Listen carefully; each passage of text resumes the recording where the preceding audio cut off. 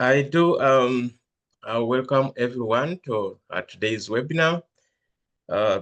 This webinar, unlike the previous 3 webinars, is mixing a little bit of practical aspects, not necessarily on hands-on, but some bit of continuation of what we have been looking at, specifically the last 2, which were handled by Dr. Roderick. And today's webinar is specifically on qualitative data visualization and qualitative positivism. So I wanted to use this webinar also to share practical insights on how best we can integrate most of this visualization into our qualitative reporting. So I do welcome each one of you. I hope that I was introduced. My name is Charles Kalinzi. I am a Rising Scholar Steward. I'm also a Senior Teaching Fellow in Strategic Procurement, but I'm also a certified trainer with ATLAS.ti, and I've been doing this for quite some time. I'll be sharing insights from my previous reports, and please feel free to come in and ask, clarify as we move along. I may not specifically pick the questions along the way, maybe unless Ugo brings it to my attention. Today's presentation flow, going to look at a little bit of introduction to why this particular webinar. I'm also making some prior assumptions. These assumptions are based on the previous webinars that we have had. I'll dive into data correction, which is assumed to have been completed prior to presentation and analysis of results. I'll also go into qualitative data visualization. And here I'll be asking the questions like, why do we visualize qualitative data? And also take you through the types of qualitative data visualization, as well as the graphical presentations. Briefly, we shall look at structuring of results, and then I'll introduce to you what I am calling qualitative positivism. So I do welcome you all to this journey, and I hope we are going to sail together. I do believe that most of you have attended the previous webinars, especially the ones that were handled by Dr. Roderick. And may I know what could be your expectations, just out of curiosity? When you read the title, why did you fill in the form? You know, why are you really enthusiastic about attending this particular webinar? So can I have some thoughts, you know, what could be your expectations? Oh, yes, you can scan this barcode. You can scan the barcode, or you can use the this link. You just need to go to woolcap.com and you put in this particular code. This code MCGPZS. You can just scan the code, and when you scan the code, it will take you to WorldCup app, and then you fill in this code MCGPZS,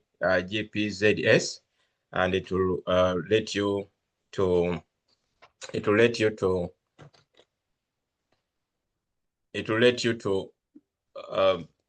the site.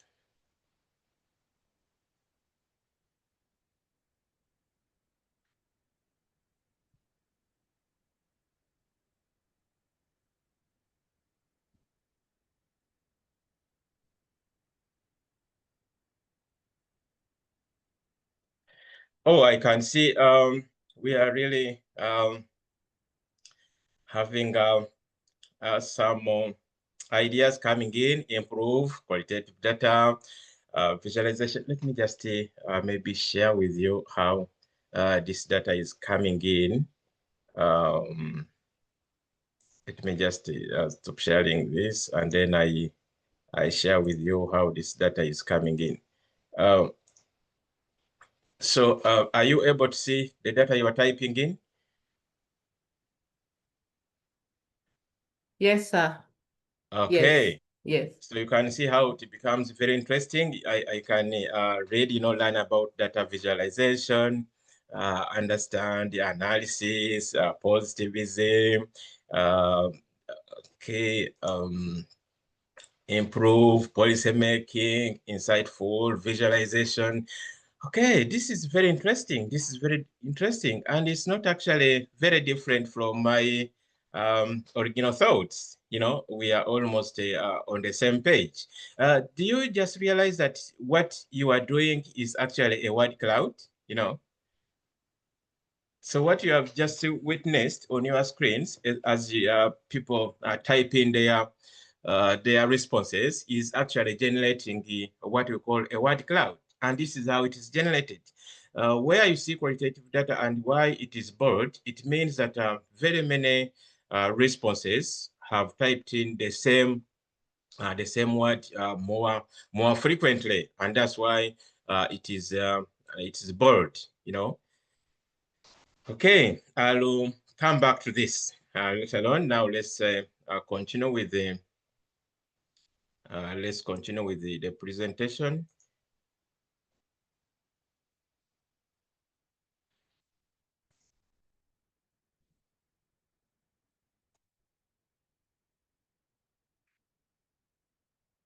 Okay, I hope you can see the presentation screen. Yes, Dr. Charles. Okay, that's great. So let's now proceed. Having realized that actually we are on the same page in terms of your expectations, and having generated a word cloud as you were typing in your responses, we can now proceed. When we talk of qualitative data visualization, basically our interest is maybe if I can begin with a phrase, we are looking at qualitative data, which all of us are familiar with, and then we are looking at ways of visualizing, ways of graphically representing the analysis in a graphical form. So we are looking at ways of transforming this complex textual or multimedia data into clear visual insights. The question is, what do we learn from all these interviews? What do we learn from all the experiments, all the observations that we conduct in the field? If you are conducting very few observations, well and good, but the few observations, that means you can easily handle them within a short time. But if you are conducting very many, observations, 60 observations, different sites, different regions, it becomes a little bit complex to the extent that you may not easily interpret just of it. And that's why qualitative data visualization comes in handy. So the purpose of this is basically to bring out some kind of patterns. We look at concepts. We look at some kind of relationships or associations within the qualitative data. You remember, we might have a series of research questions. We might have a series of research questions and the sub-questions. The question is, we are trying to create some kind of relationship, especially how the questions flow and how the responses link to the different questions.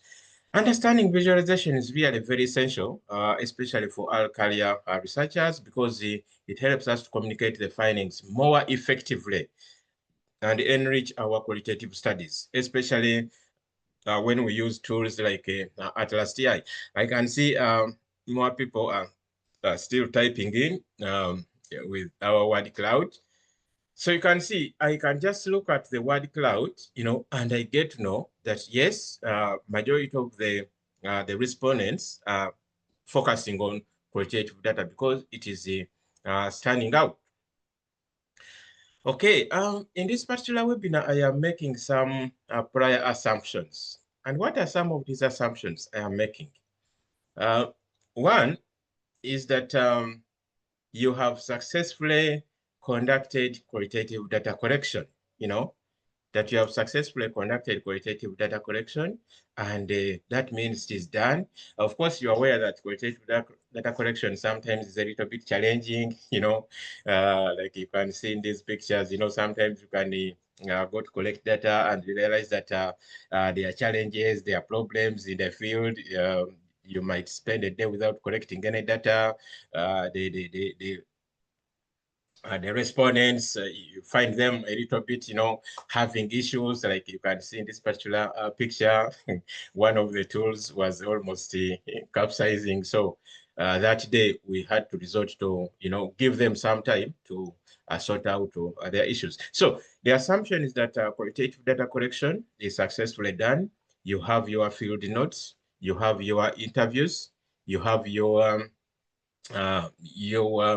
audio files. So whatever kind of materials you have used to collect data, they can be in a digital form. Like for instance, you might have recorded tapes or notebooks, or you have your transcriptions. And now it's time to start the analysis process.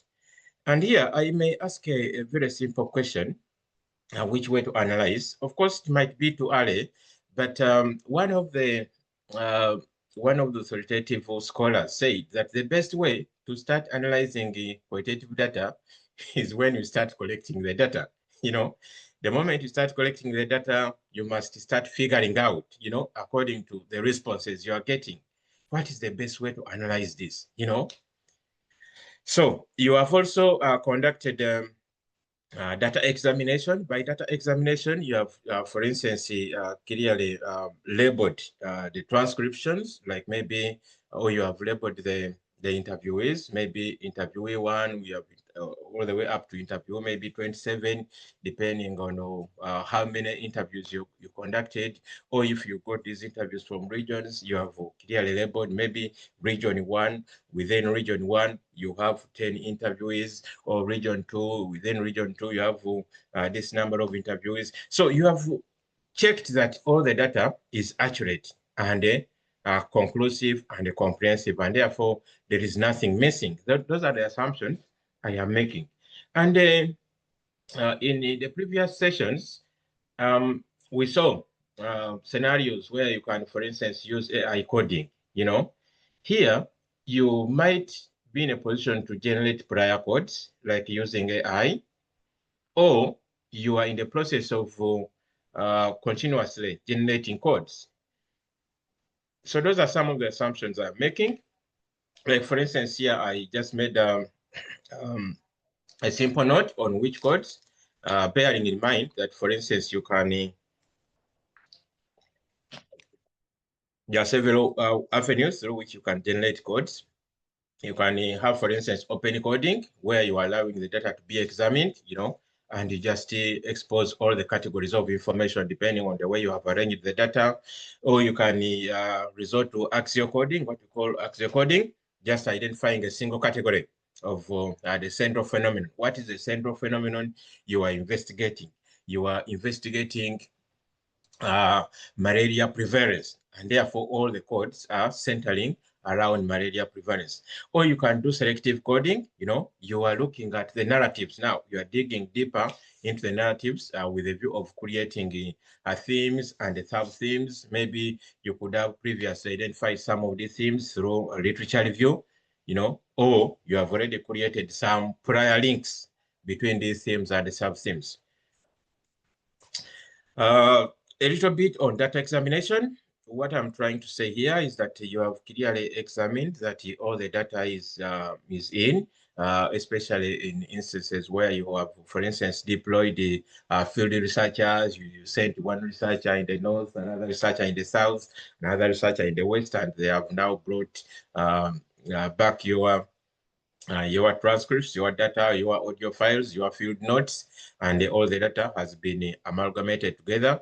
So you have clearly examined the data that all the interview or responses are in. You could have developed themes, like I've said, through your literature review, through inductive means, or you are not expecting new information from the data. New information takes me slightly to the point of saturation. Normally in qualitative data, we talk about saturation. Saturation, I mean, that point where when you don't expect to receive any new data. That's what we call saturation.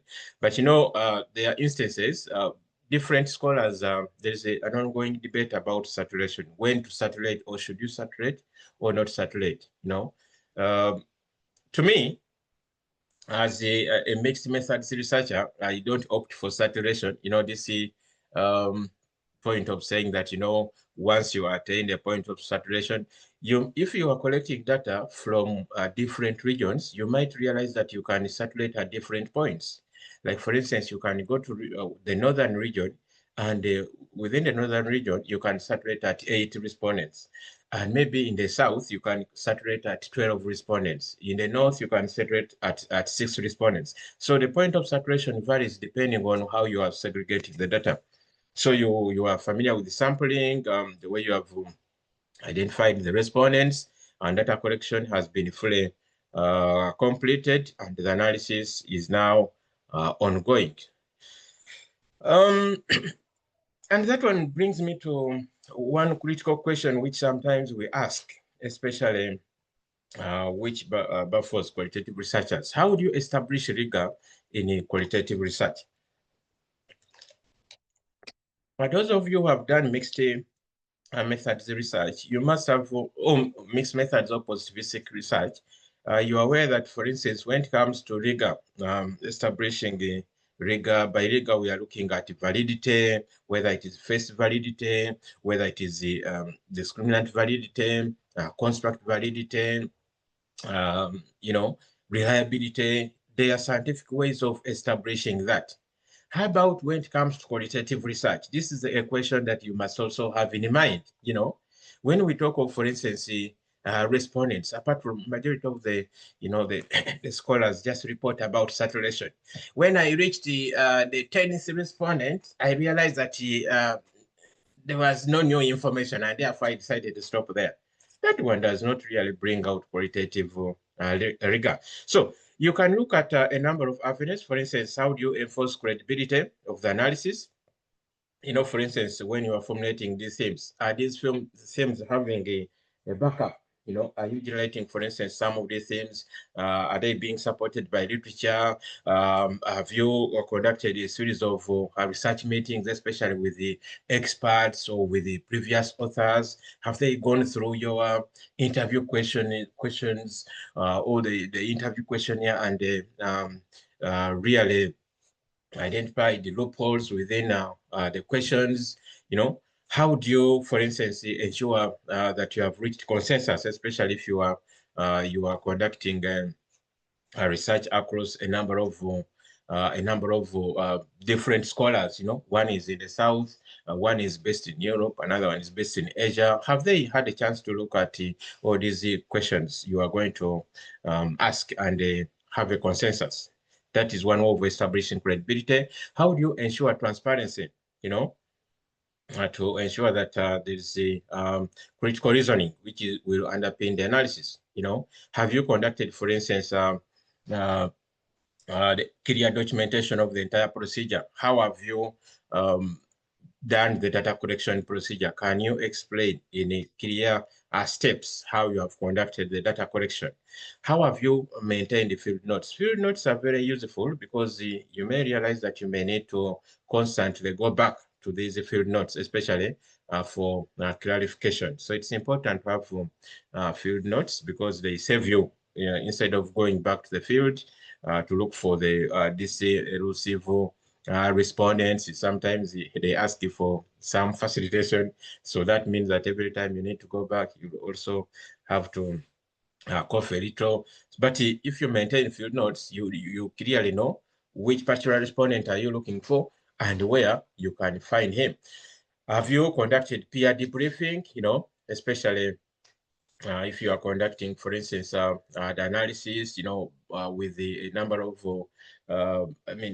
other research teams? Have you had, for instance, what you may call an exit correction meeting to ensure that everything is well set? Is the data consistent, so that you can now move on to the next step? How about trustworthiness of the data? are you really trusting the data you have collected? Have you collected the data from the right respondent? You know, sometimes we need to ask ourselves whether we have collected the data from the right respondents. One time, someone was presenting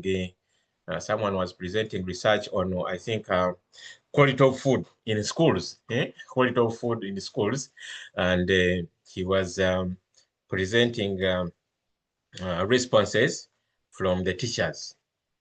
And the question is, if you are looking at the quality of food in schools, one would expect that this food is eaten by the students or the pupils. Or the question is, did you really have a chance to also interview these people who are the direct beneficiaries of the food? So you must ensure that you have collected the data from the right respondents. Have you done some bit of triangulation, which are extrapolate on triangulation? Triangulation looks at, for instance, if you conducted data across different regions, have you looked at how the data from the different regions, can be compared, can be analyzed? You are conducting some kind of cross-tabulation, what we may call cross-tabulation, in order to clearly interpret the data. Have you used the peer checker? Have you had a colleague to go through the qualitative methodology you have used? Has anyone confirmed?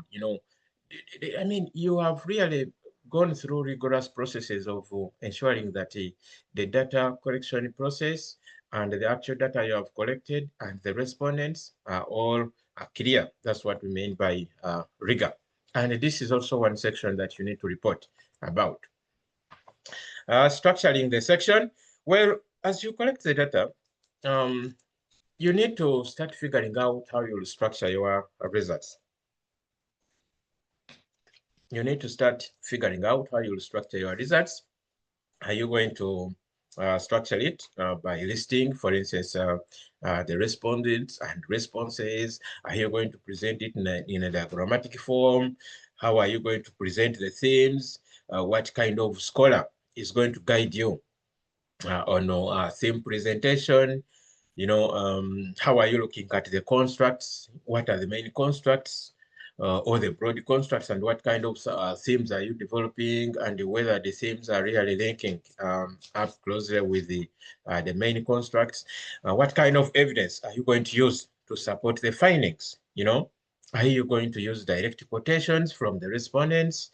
Do you have hard-hitting quotations which you post, which you project, and someone says, yes, when I read this, I think I get a clear meaning of everything behind maybe someone's action or the activity can clearly be explained by this particular quote. Sometimes you can use direct quotations, or we can use cases, So these are some of the things you need to start figuring out. And that one brings me to one important question. Why should we really engage in qualitative data visualization? Earlier on, I told you that this is one interesting way of visually presenting the data, which is non-numerical. It also enhances understanding of complex patterns, which you cannot easily note when you are collecting interviews from different respondents or data from different regions. But at least when you go into visualization, you can draw some of these complex patterns through triangulation, through extrapolation, through clear linkage, through associations, what we may call correlations in positivistic research. You can draw a number of patterns across the different data patterns. Tools, are you going to, for instance, use word reports, what we call clouds, like the one we have just generated together when I asked you to bring in your opinions? Are you going to use images, graphics? Do you think they will represent this picture so well? Are you going, for instance, to use the thematic maps? Are you going to use the coding matrices? Are you going to use diagrams? So these are some of the avenues through which you can conduct visualization. I'm going to take you through each of these from my personal experiences using some of the projects that I have worked on so that you can appreciate some of these issues. So these are the clear reasons I have just been explaining. Ensure that you are clarifying thoughts as you are visualizing the data rather than explaining, different responses. When you bring this through visual images, the ideas come out.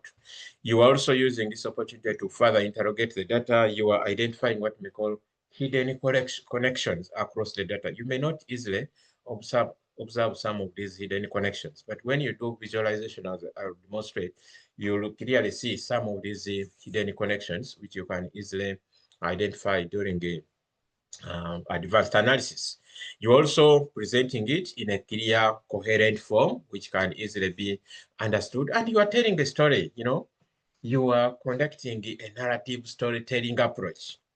You are telling a story using these pictures. You also producing quantitative outputs. We are going to go through that phase of producing quantitative outputs, where you are using visual aspects of sharing information. You are clarifying complex relationship. I have already emphasized that. It also aims at theme development because you are clearly getting these themes out of your codes, and you are trying to group the codes together in order to ensure that the ideas come out. It's also a sign of transparency and validity that when, for instance, you do all this, someone can clearly see that, yes, I think this is student, I think this is researcher, indeed collected the qualitative data and is really presenting this data according to what he has explained in his methodology. Some tips of presenting qualitative findings. Of course, you can do it as you go along. You develop a structure of the report early. You don't have to wait up to the last minute to develop the structure. You can start a little bit early as you get the data, because by starting early, you get to know what is missing, what needs to be bridged, what other aspects are you trying to look for, how are you going to handle these other aspects. So you really begin figuring out a number of issues relating to your data. Especially, for instance, if you are collecting data across different regions, you are now starting to figure out how is data from one region connecting with data from the other region. Are they answering the same question? I mean, at the same pace? Are the issues from the different regions the same? Are they different? Why are they the same? Why are they different? You start figuring out all this as you develop the structure.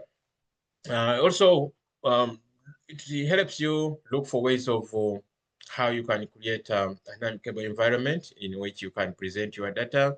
You can also go through the editing process as you plan for multiple revisions, version 1, version 2, version 3, as you keep digging deeper into the data. You are also thinking of how best you can make the report visually attractive and more appealing,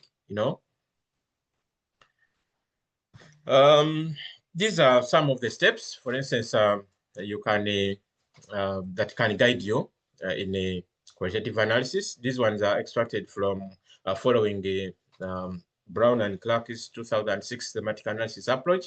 For instance, familiarizing yourself with the data. Here, it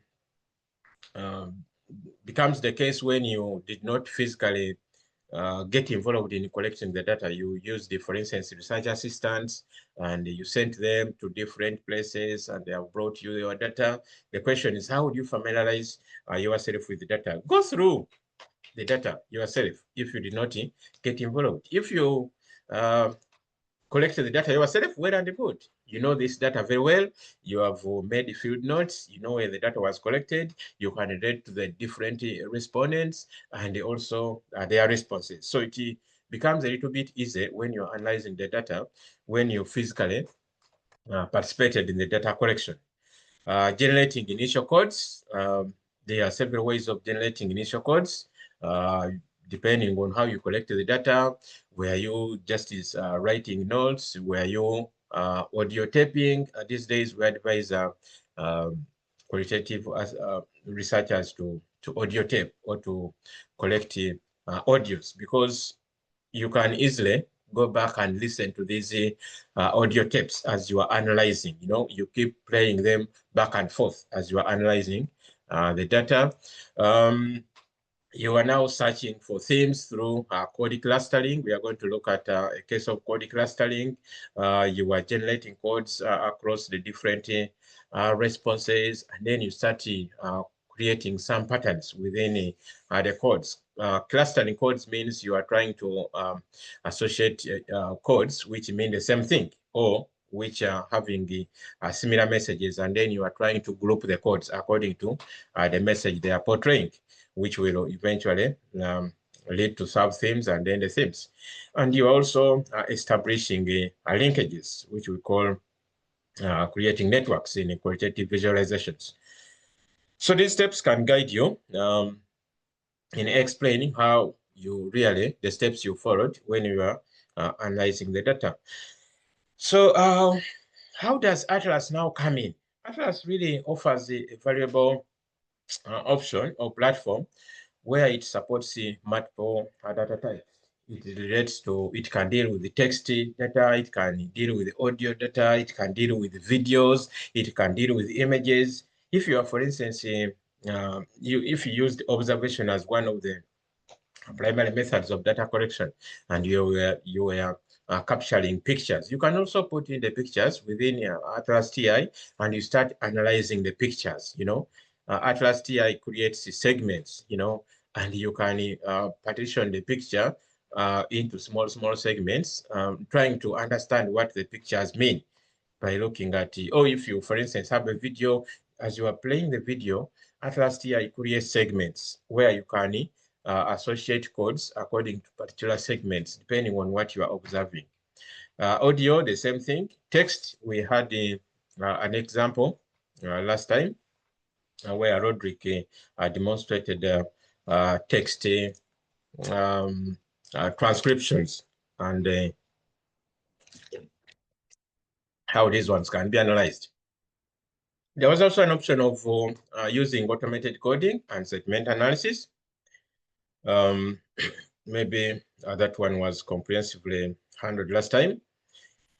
Coding as a foundation of data visualization. Of course, you need to prepare your data reports, whether they are text, whether they are transcriptions, whether they are audio, whether they are pictures, whether they are images, and you create these data sets, and you import them into ATLAS.ti, and then you systematically start the coding process to get meaningful insights. So you associate codes with each of the transcriptions.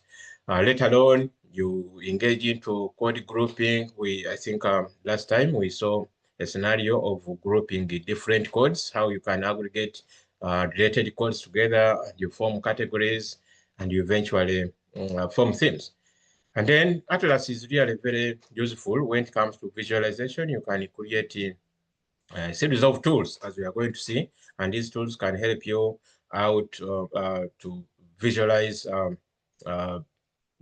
the analysis, and also help you when you are writing your reports, because it demonstrates that really the exercise was rigorous and you have paid attention to each and every detail. So the first step, you can, for instance, use word cloud. I have already explained to you a typical example of word cloud. For those ones who have just joined a little bit late, I've just shared with you a typical example of word cloud. If you can remember, this is, I hope you are seeing the word cloud again. I am bringing it again. So this is the word cloud we have just generated together by simply answering one simple question. May I know your expectations for today's session? So I wanted to take you through this word cloud so that you can see how ATLAS.ti also generates this. This word cloud simply means that you are getting responses from different different respondents, and the frequency is captured in this software. The words with that are more frequently cited or that are more frequently used will have a higher width. In other words, actually, word cloud ATLAS.ti also puts in some numbers that, for instance, the word qualitative data has been mentioned 15 times, and that's why it is standing out more visually. So going back to the presentation.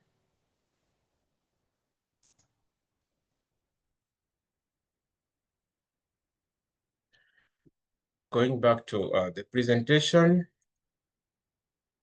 So this is a typical example of word cloud. I do believe that you can see. Are you seeing the word cloud? Yes, we can see it. Yeah. Yes. So in one of the projects that I was handling, I was trying to see the respondents' opinion when it comes to the performance expectation gaps. I was specifically investigating variations in performance expectations, and I was looking, seeking for opinions of how the different community beneficiaries understand the performance that the district governments really achieve in working on their community roadworks. So you can see words like community roads appeared more frequently. Words like, for instance, satisfaction, words like equipment, that for instance, we are looking at equipments that were being used on their community roads. Words like money, some of them were saying that, we are not satisfied with the way money is being used to work on our community roads. You can see what's like a quality. Some of them were saying that, the quality of our communications roads is really wanting whenever it rains. These roads are not, they are not motorable in all weather. They are only motorable during the dry season, but when it comes to rainy seasons, the roads are a little bit slippery. Words like wax. So the question is, when you generate a word cloud, can you explain what the word cloud is talking about?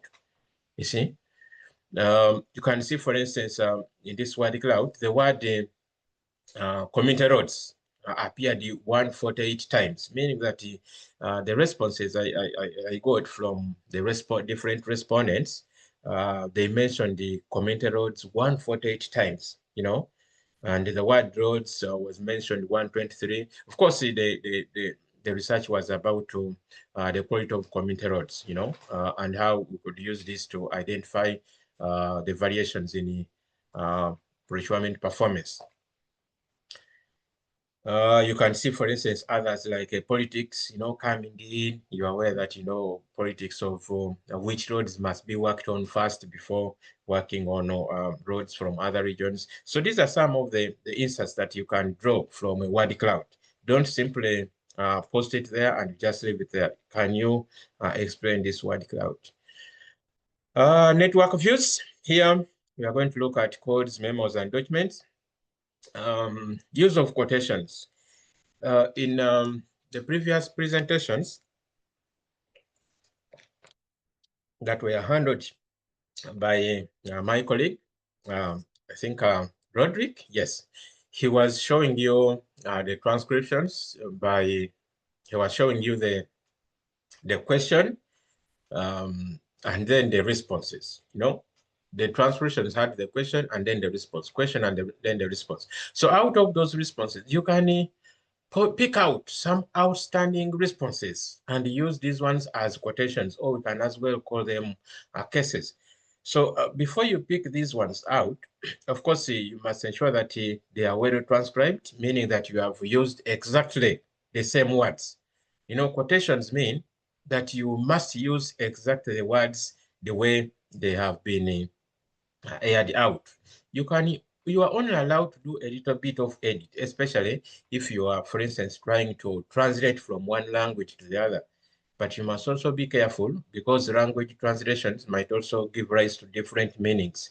So when you are transcribing, especially if you are conducting interviews in a different language. You need to be a little bit careful. You must explain in your methodology whether the transcription is really, maintained the same meaning.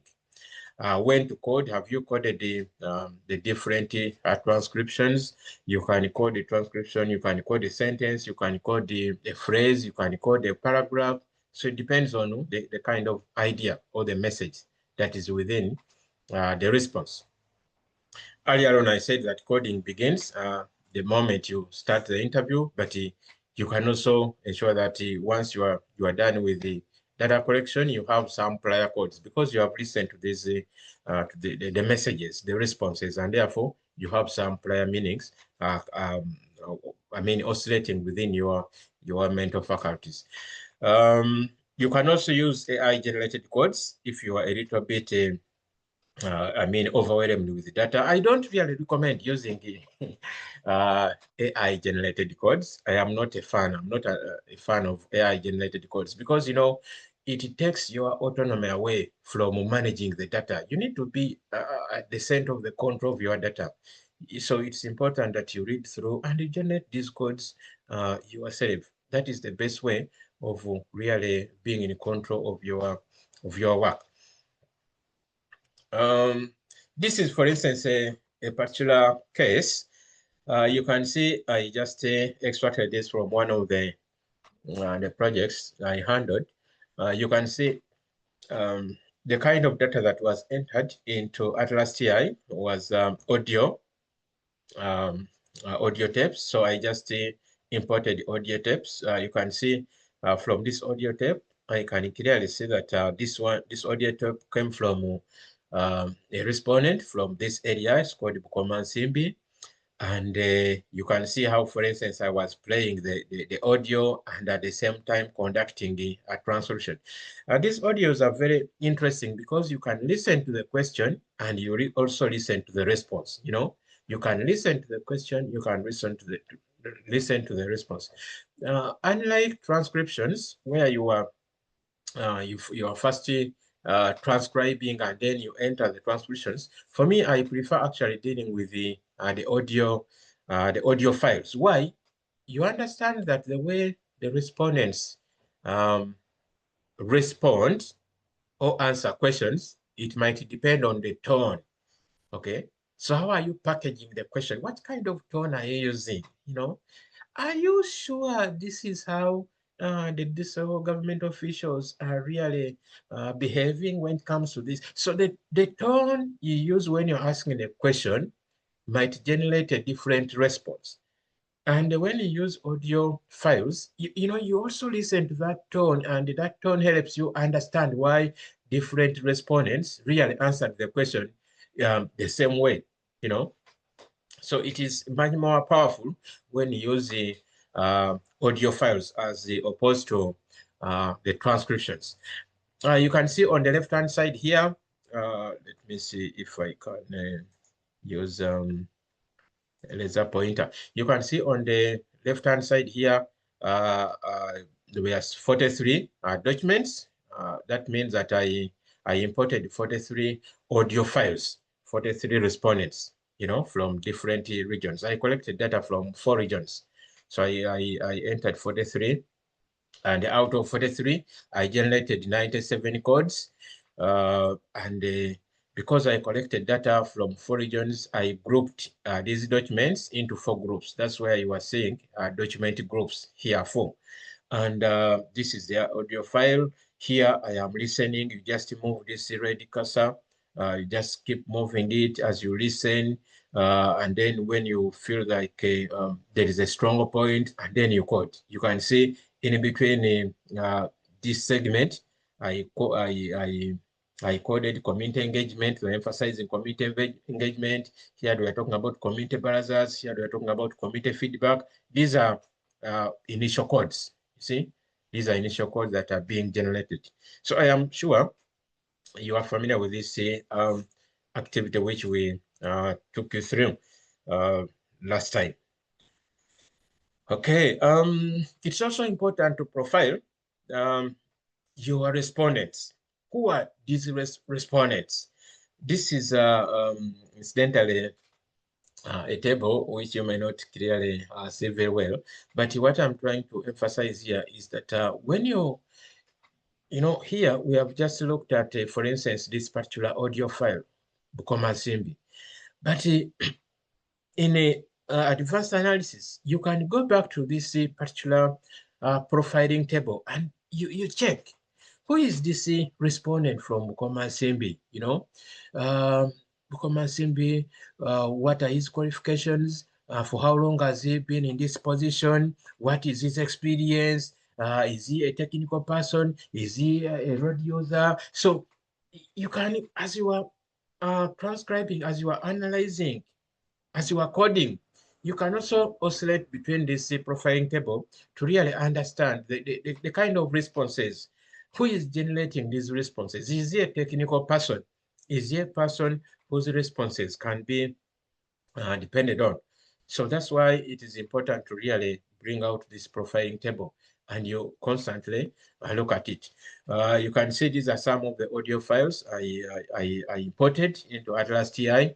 You can see, for instance, Bukoma Simba, I had 3 respondents, you know, and then from Kalungu, from Chotera, from Rengo. So these are some of the audio files that I just imported directly rather than transcribing. This is a typical screenshot showing the document manager. You can see, for instance, these are the different files. One interesting feature with ATLAS.ti is that when you import the documents, ATLAS.ti assigns a code. You can see, for instance, on the left-hand side here, here where I am focusing, there are these, you know, these are document identification codes. D1, D2, D3, D4, D6, all the way. So that means that every file we import into ATLAS.ti, ATLAS.ti assigns a code.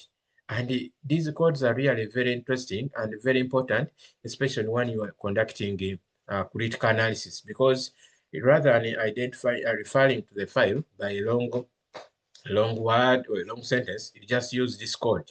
D1, D2, D17, and then you start relating how is D1 related to D17, how is D3 related to D19, how are the responses in D4 connected to the responses in D20. So it becomes, the analysis becomes a little bit much more clearer. And then in media file, what kind of file have you imported into ATLAS.ti? Is it audio? Is it a transcript? You know, here you can see groups. Of course, my data is a little bit analyzed. You can see, for instance, I can tell that this particular file is audio, and then it was collected from central region. You can see, for instance, these ones are from central region. I had those ones from northern region. I had those ones from western. You can see western region here. There's a file from western region. So it's important that when you are grouping your files, you group them according to some of these characteristics, because it helps you in conducting further analysis. You know, you can see the quotations, the different quotations, and then who has created the file in the ATLAS.ti. On the further extreme left-hand side here, you can see document groups. Eastern region, I had 6. Central region, I had 18. Northern region, I had 11. Western region, I had 8. So you can see here, I was dealing with the grouping the documents, and it helps me to compare. I can easily compare central region codes vis-a-vis northern region codes, or western region codes vis-a-vis eastern region codes. It makes the comparison a little bit much more easy when you categorize, or when you group the documents the moment you import them into ATLAS.ti. Okay, this is also another interesting caption showing you how, for instance, grouping codes and grouping documents. I have explained to you here, for instance, how I have grouped the documents into different regions: Eastern region, Central region, Northern region, Western region. Here, I am trying to show you how I am grouping codes. You can see, for instance, the codes talking about community engagement. There are now 5 codes talking about division of labor are 3, codes talking about performance effectiveness are 10, codes talking about performance reasonableness are 10. These are now main themes, you know. These are now main themes that I have created out of the different codes. So these are the initial codes. You can see these are initial codes, but out of the initial codes, I have created sub-themes and the themes. And you can see the groups here are actually the themes here. How would you use quotes or case illustrations? Of course, you are using quotations to bring out evidence or demonstrate authenticity that, yes, this is what the scholars, this is what the respondents exactly said. You are illustrating a particular point, you are bringing out the details, and you are demonstrating a complexity across different patterns or relationships. This is a typical example of a case. Here I was looking at the role of community empowerment in influencing the procurement performance expectations gap. And you can see, take note of how I am formatting the case. You know, the community writes to us.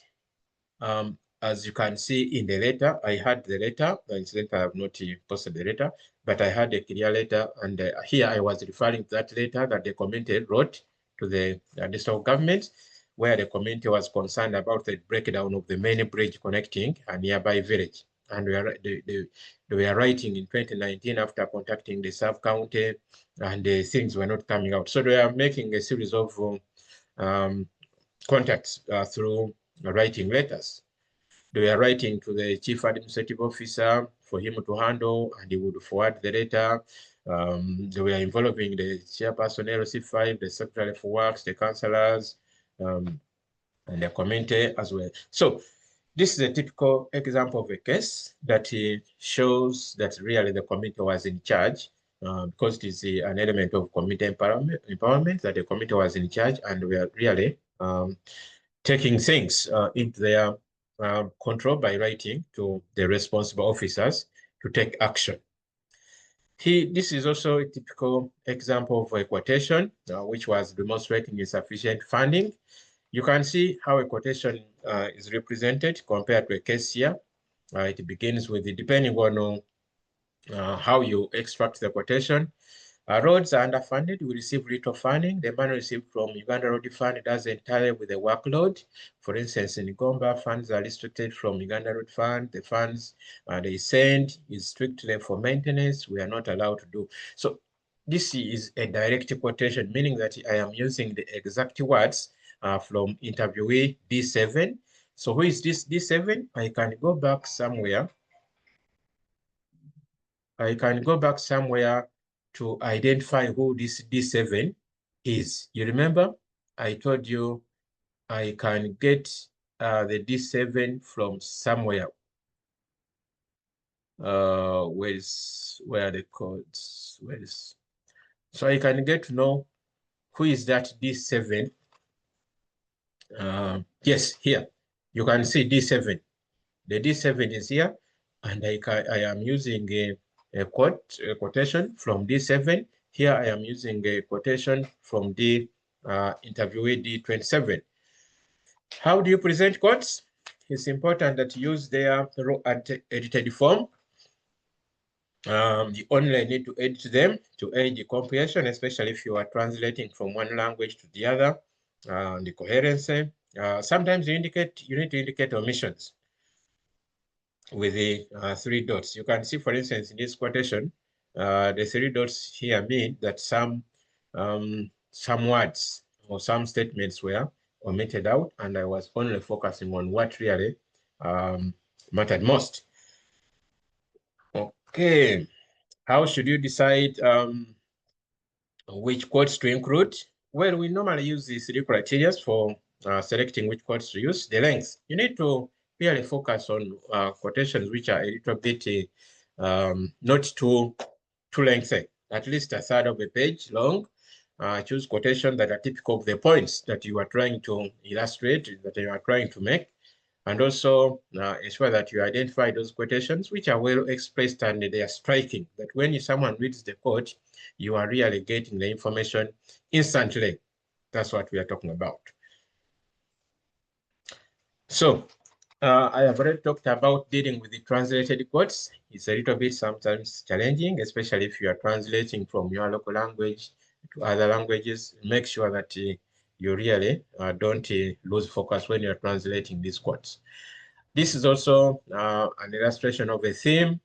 This theme is trying to show you that, for instance, in my atlas, I had these first order codes or first order concepts.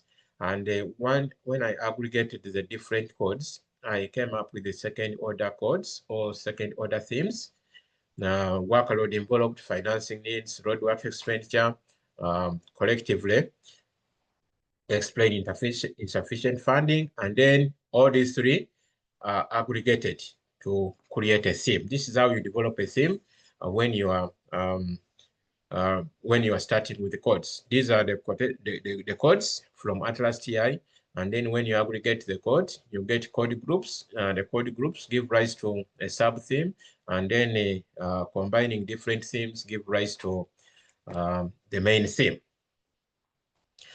This is also an example of a network diagram showing laxity in performance efficiency. You can see the connection, This is an illustration from ATLAS.ti. It simply shows you that, for instance, this main theme, laxity in performance efficiency, is explained by funds insufficiency, cost efficiency, and the performance standards. Or another rudder diagram, showing you that, for instance, laxity in performance effectiveness as a main theme is explained by these sub-themes: quality of roads, road completion rates, and the level of utilization. And also, this sub-theme is also somehow associated with the performance standard. This is what you do in advanced analysis when you're trying to relate the different code groups. So these are illustrations which you can pick out from ATLAS.ti. Atlas presents them in a very nice way. You can present them as this form. You can present them in this form as a network diagram. You can present them as a matrix here. You can see this is like a tree diagram, like similar to an organizational structure diagram, or you can present them in a circular form, where the main theme is at the center, and then the main theme is explained by the different sub-themes. And you can also go an extra mile to show the connection between the different sub-themes, if there are some connections. So all these illustrations really make the analysis a little bit rigorous, a little bit more intensive, and more enriching. If you want to go a little bit crazy, you can also extend the analysis beyond, So it's up to you. Sometimes if the network is a little bit too complex, it might be a little bit hard to interpret. So you need to be a little bit careful when you are developing these networks from ATLAS.ti. So it's important that you really make them a little bit smaller to be easily understood. And that one brings us to qualitative positivism in visualization. When I was doing my PhD, I remember I am too much obsessed with the quantitative data. And I was looking for a way of convincing, the readers that really, even when you are dealing with the qualitative data, you can do rigorous, you can do rigorous kind of processes. You can go through a rigorous process to ensure that this data almost meets the reliability, the validity criteria, the way we normally do it in a positivistic research. So the concept of qualitative positivism is basically applying those rigorous processes. Here we are, for instance, doing the rigorous coding processes and statistical visualization methods to ensure that the data is really as objective as possible. You are adopting a positivistic principles. By positivistic principles, I am referring to, for instance, validity, reliability, discriminant validity. You are bringing all those attributes into qualitative data by now going into advanced analysis. You are now bringing in some quantitative aspects to bring out objectivity and reliability. And how would you do that? For instance, there is an interesting question here. Producing quantitative outputs. Actually, ATLAS.ti produces quantitative outputs, which makes this software very interesting to use. So according to you, which analysis tool can produce quantitative outputs? You know, you can just scan this code and you answer the question. According to you, which analysis tool can produce quantitative outputs? Can you try to answer that question?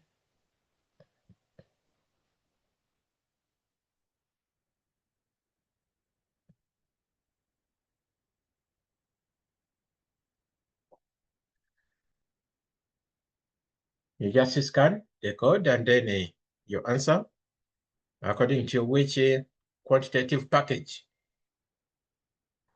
which package produces quantitative output. I'm waiting to see the answers. Okay.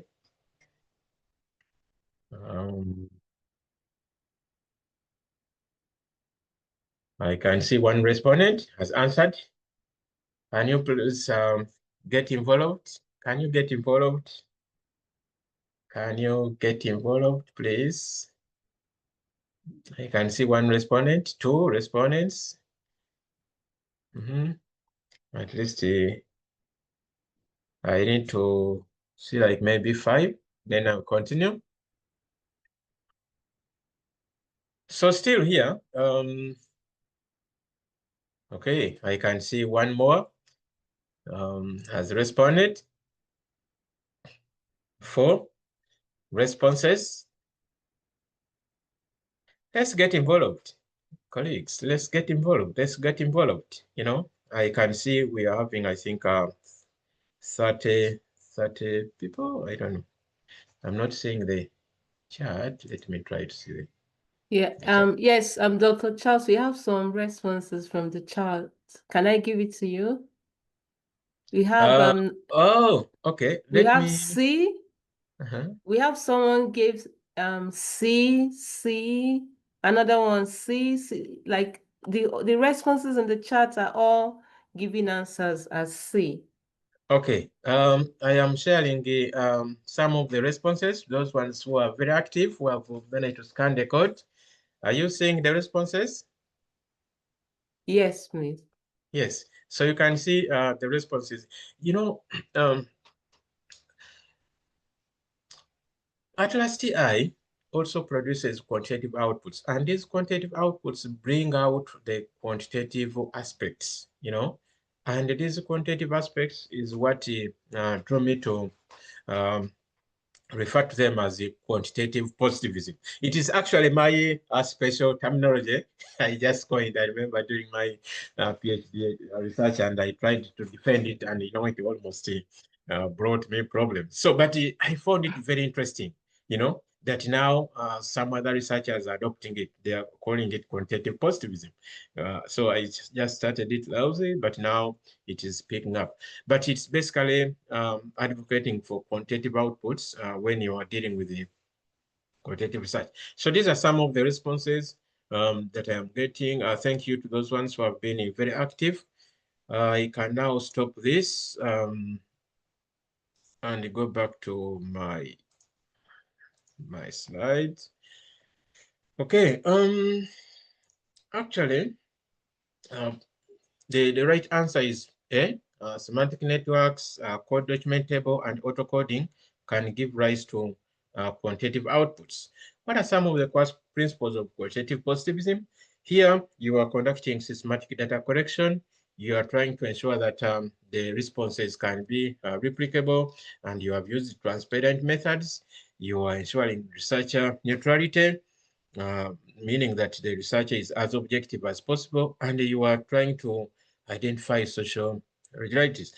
When you compare positivist and interpretivist approaches, of course, you're aware that positivist is objective, structured, and generalizable. So you're trying to bring your qualitative results to near objectivity. That is the primary focus of all this.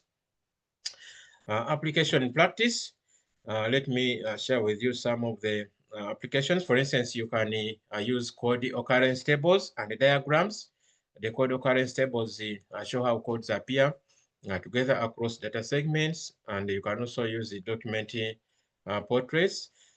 This is one snapshot from ATLAS.ti. Here I was comparing the main construct, which is the performance expectations gap across the different stakeholder groups. In this particular research, I had two stakeholders. I had the technical personnel and then the road users. And I was trying to compare views from these two different stakeholder groups.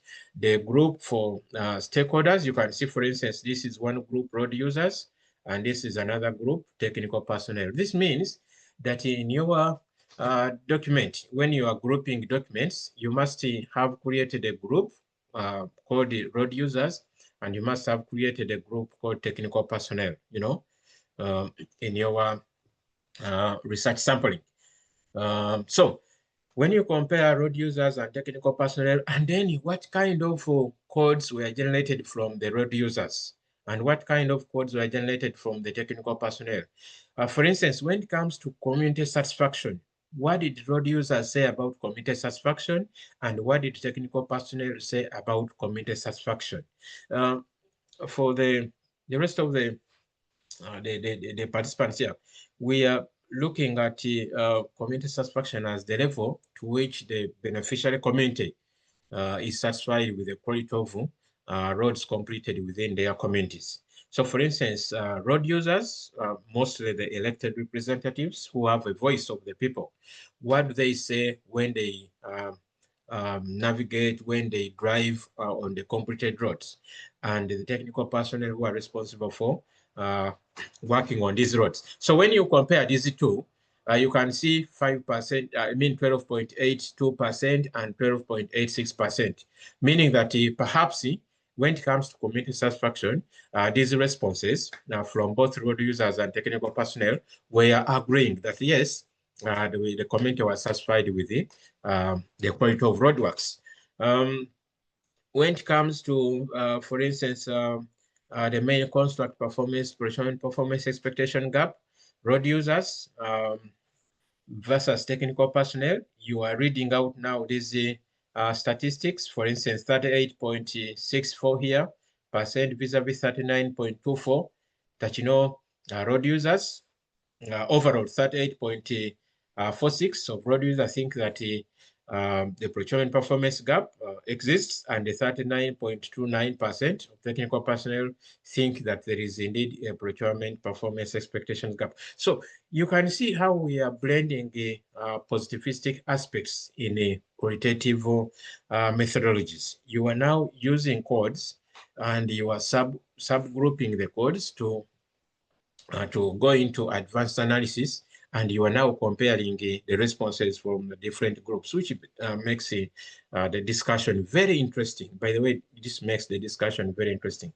You can also use the sunk diagram, what we call sunk diagram. Here we are looking at the thickness of the edges. You can see, for instance, you have one section for road users and another section for technical personnel. And then you are looking at the main themes.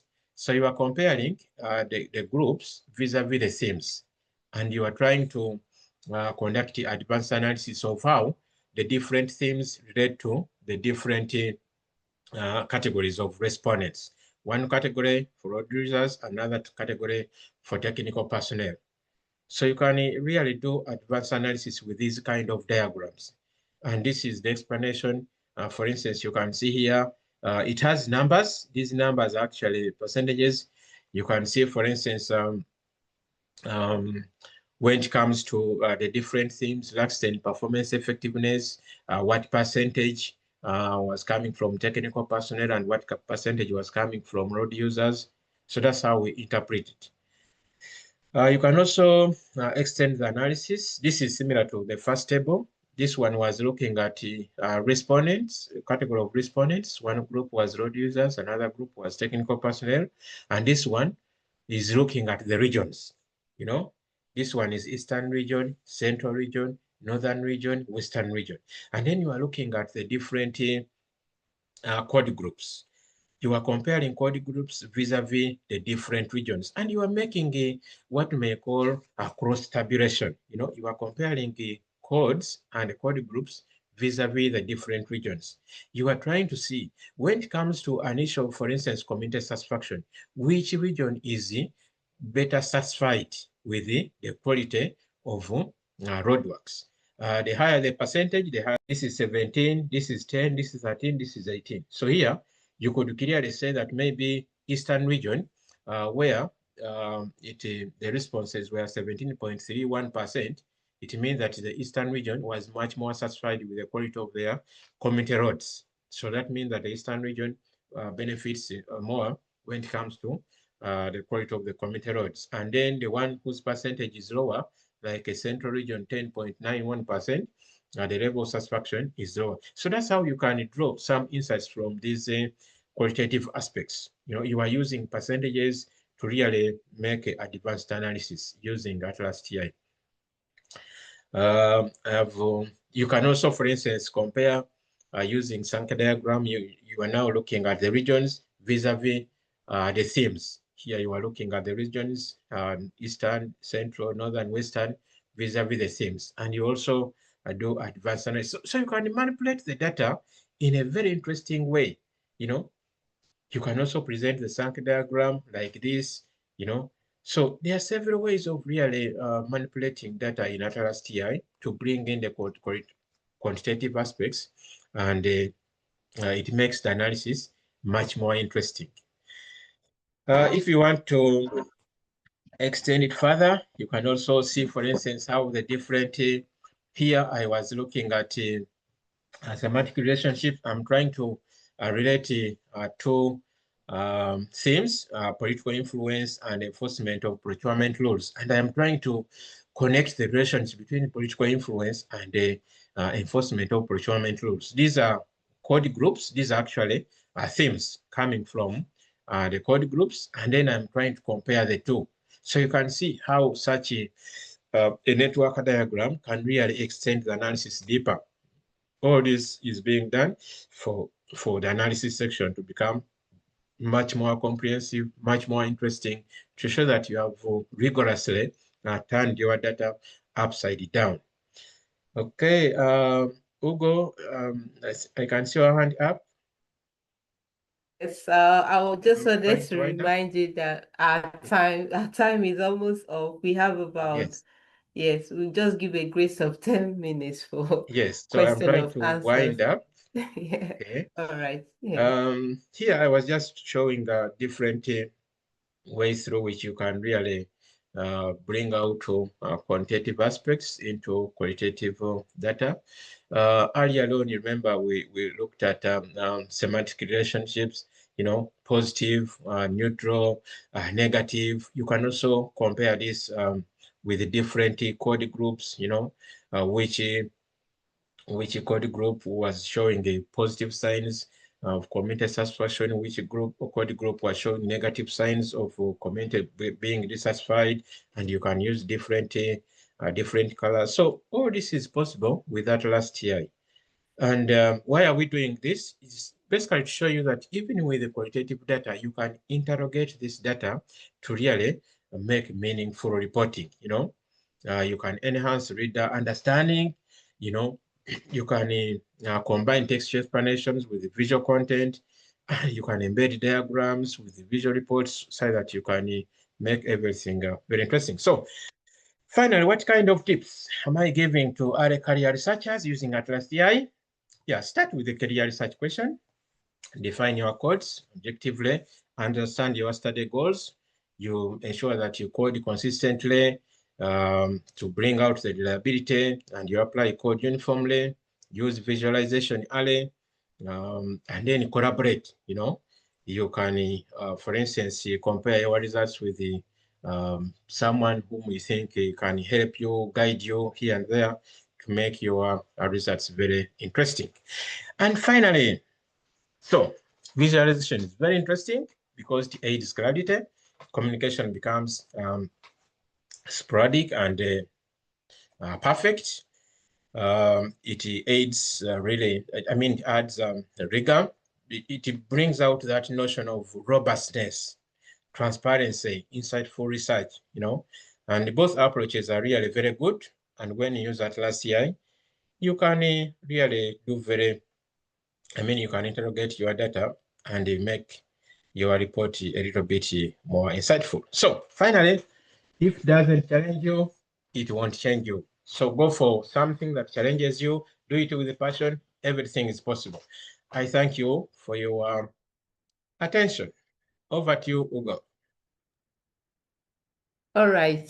Thank you so much, Dr. Charles. This has been very interesting, especially for me. I know I've gained a lot today, and thank you for your time. We just have a few questions, and then I can add mine after the questions I have. So far, we have one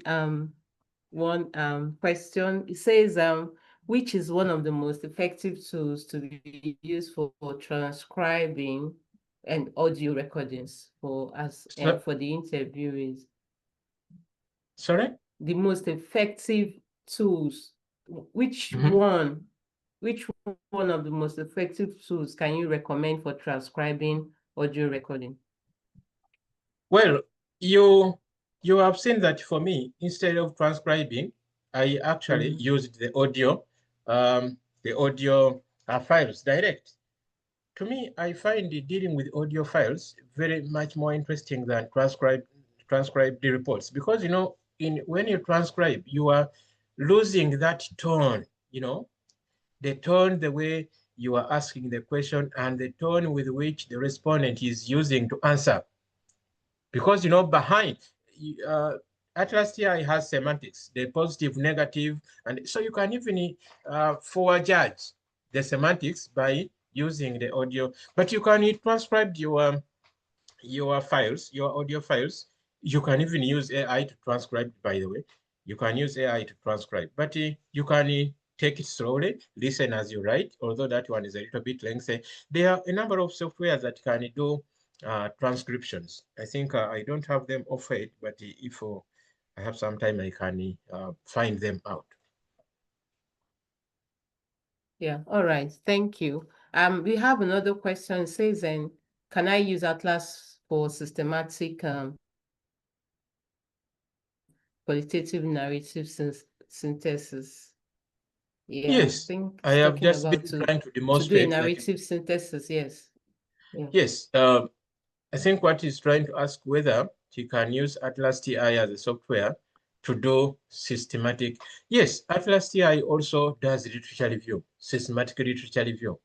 And if we are given an opportunity, I don't know whether I shall have time, we could have demonstrated how ATLAS.ci can be used to conduct systematic literature review. Because, you know, because of its powerful elements of quantitative aspects, it actually brings out systematic literature review very well. But it does systematic literature review. It is possible. Yeah. All right. The next question we have, I think we're going to just take a few the most the ones that were not put up during the presentation. So says which tool is used for data representation. I think you mentioned that. Yeah. Yes, Which Dr. tool P. is? Used for data representation. Here, I was using all my graphical presentations, I was using ATLAS.ti. That's why I was showing you exact snapshots to show you that actually I was getting them direct from ATLAS.ti. So here I was using ATLAS.ti. But we are not saying that ATLAS.ti is, for us, we prefer ATLAS.ti because it is rich, it's much more comprehensive, and it can bring out the quantitative aspects to make a data analysis much more rigorous. You can use the in vivo, you can use others, but for us, we prefer to use ATLAS.ti. Okay. Yeah. I think I think the questions are mostly based on the informations that have been shown at, because I know ATLAS.ti that we've done first, second time. This is about the third time. So maybe it's some of the first timers or something. But the other question, the other question we have is about the word cloud and word cloud. Said Yes. how do we interpret it? Because from what they have seen, the side that the words are like they're not related or they're much. So how can they interpret it to someone else that doesn't like, as a researcher, how do you interpret it? Especially based on the ones that appeared more frequently, and then it's about better in my interpretation. illustration here, I think I included an explanation. In this particular case, we have even generated word cloud ourselves. You can see this is a slide on word cloud. You can see here, word cloud is basically how much or how many words are being mentioned more frequently from the responses, you know.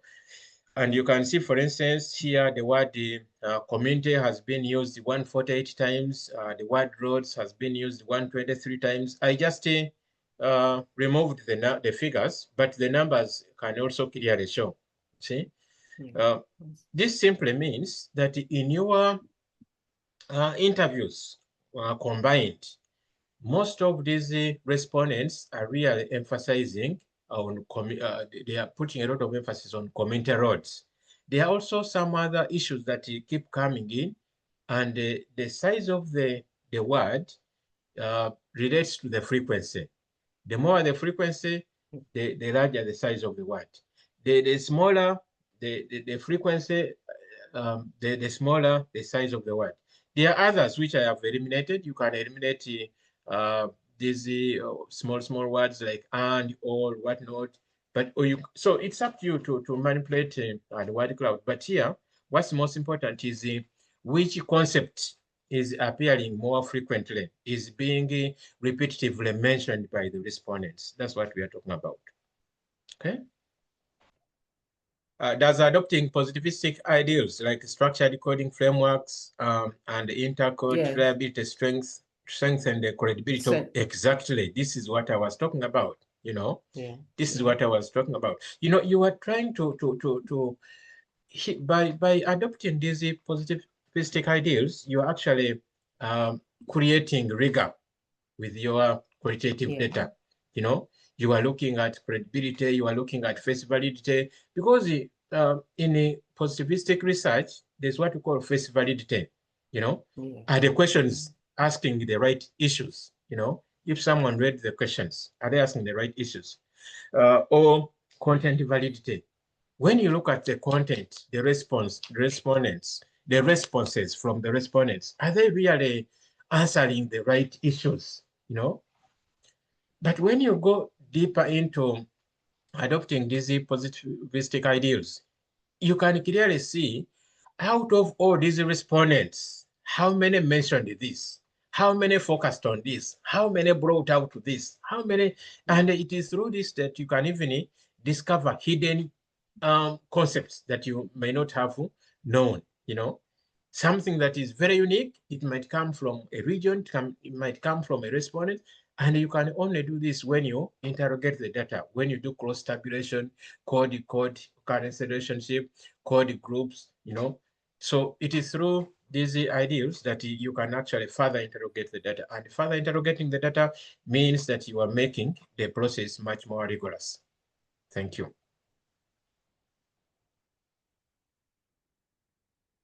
All right. Thank you. Thank you so much, Doctor. I think we've run out of time. I just want to beg participants, if your question was not answered, please.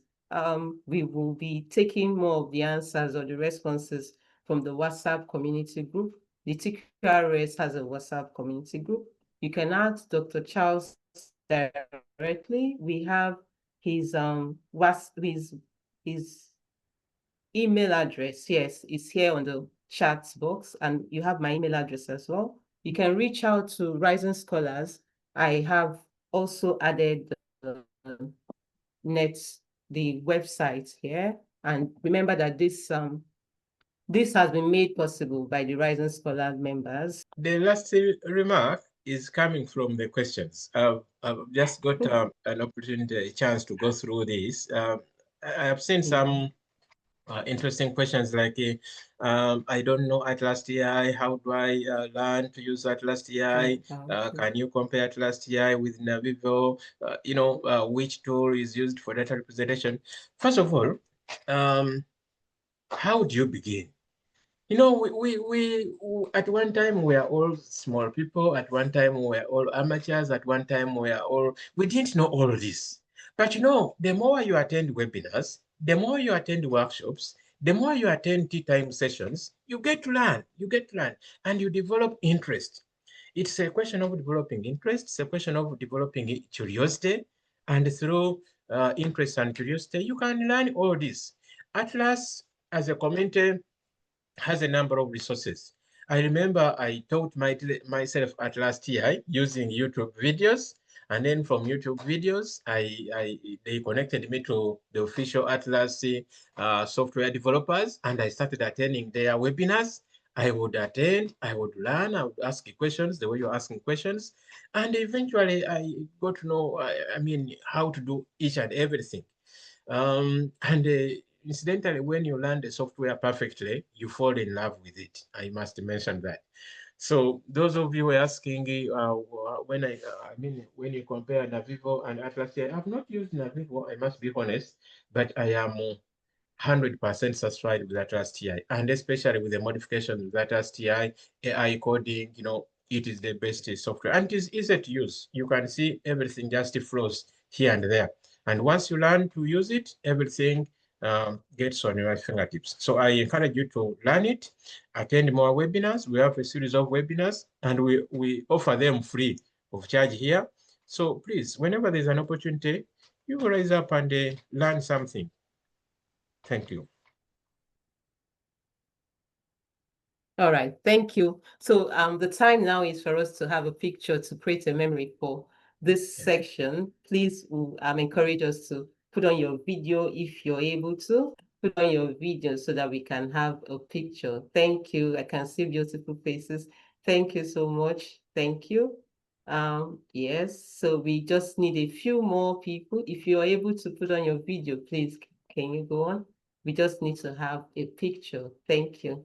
Yes, and we have some smiling as well. Yes, we need that smile. Thank you, Saeed. Yeah, thank you. Okay, Thank that's you great. so much. That's great. Yeah, that's good. I'm happy to Thank see you. smiling faces. I hope they have learned what they expected. Yes.